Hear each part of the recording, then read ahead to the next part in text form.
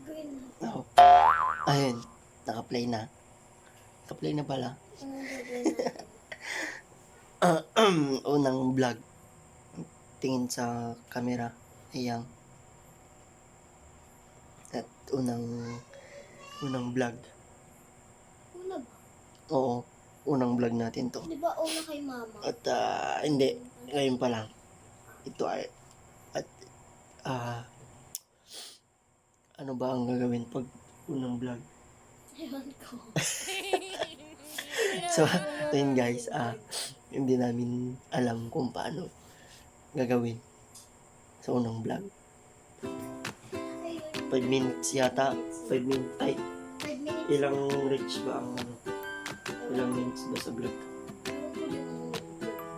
Si Papa, tanong. Pero nakikita ko mga vlog nila.